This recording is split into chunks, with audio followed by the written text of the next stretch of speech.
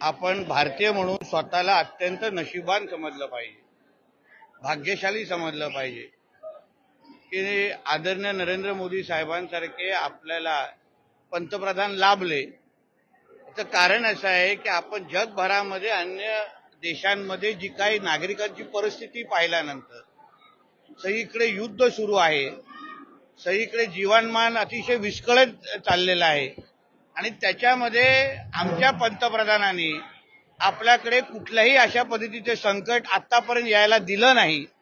फक्त एक छोटीशी अपेक्षा, माझ्या दृष्टिकोनातून ते अत्यंत छोटीशी आणि फायदेशीर अपेक्षा आपल्याकडून व्यक्त केलेली आहे, ज्याला आपण संकटातून संधी ज्याला आपण म्हणतो.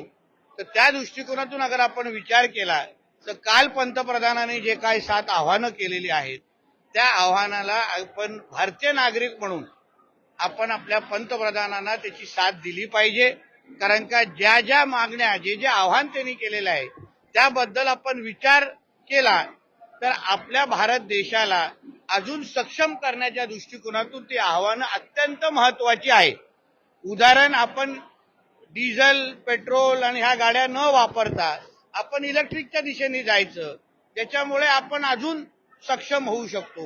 आता मी ज्या खात्याचा मंत्री आहे, उदाहरण माझ्याकडे मत्स्य व्यवसाय आणि बंदर खातं आहे, मी आपल्या माध्यमातून सगळे माझे मच्छीमार बांधव असेल, किनारपट्टीवर असलेले विविध नागरिक असतील, त्यांना सगळ्या जणांना मी आवाहन करणार आहे की आपण डिझेलच्या ह्या सगळ्या बोटी वापरण्यापेक्षा आपण इलेक्ट्रिकच्या दिशेने गेलं पाहिजे.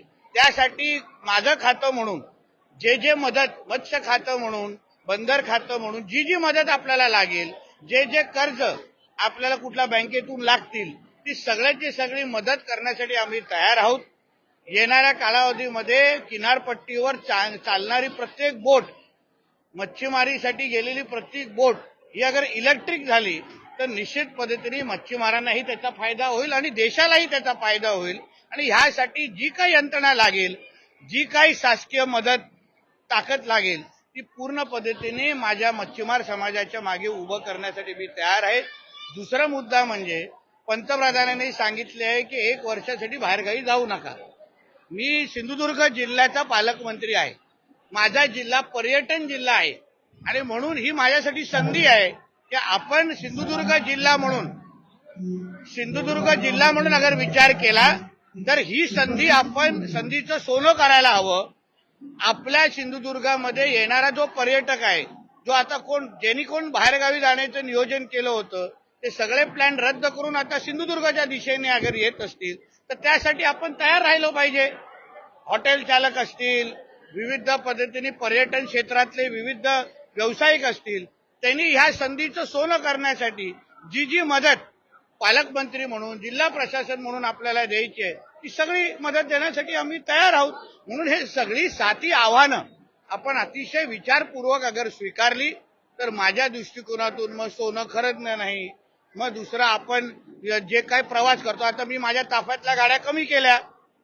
माझ्याकडे 6-7 गाड्या होत्या, आता 3 वर आणल्या आहेत, 2 वर आणलेल्या आहेत. त्याचबरोबर मी इलेक्ट्रिक गाडीचं पण, सिंधुदुर्ग जी माझी डीव्ही कार आहे जिल्ह्यातली प्रशासन, ती पण मी इलेक्ट्रिक गाडी आता विकत घेतोय आम्ही. जी उद्या काल पेट्रोलची, डिझेलची घेणार होतो, ती आता इलेक्ट्रिक गाडी करणार आहोत. तर अशा पद्धतीचे सकारात्मक बदल अगर आपण स्वीकारले तर मला विश्वास आहे आपल्या देशाला महासत्ता बनवण्याशिवाय की जे काय आमचे पंतप्रधान नरेंद्र मोदी साहेबांचा हेतू आहे, उद्दिष्ट आहे, तो निश्चित पद्धतीने साध्य होईल. ते म्हणतात की आता मन की बात खूप झाली, अर्थतज्ञांचा सल्ला आहे. कदाचित घरात बसून अर्थतज्ञांचा सल्ला समजत नसेल आणि म्हणून ज्या आदरणीय नरेंद्र मोदी साहेबांनी गुजरातचं नेतृत्व केलं मुख्यमंत्री म्हणून, देशाचं नेतृत्व वारंवार करतायत, देशाचे नागरिकांनी त्यांना 3दा पंतप्रधान होण्याची संधी दिलेली आहे, त्या व्यक्तीला काय सल्ले द्यायचे हे आदरणीय राजसाहेबांना माहिती असलं पाहिजे.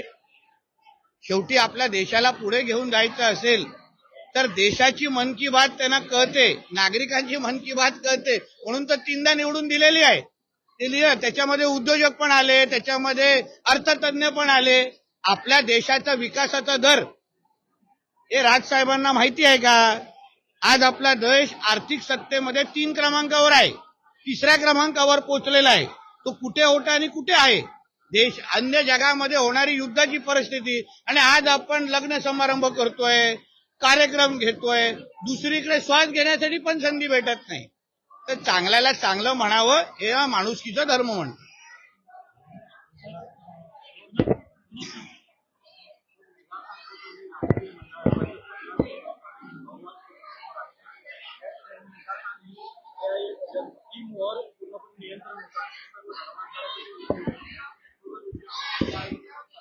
खरं तर ते जे सत्य आहे ते महिला आयोगच्या माध्यमातून बाहेर आलेलं आहे.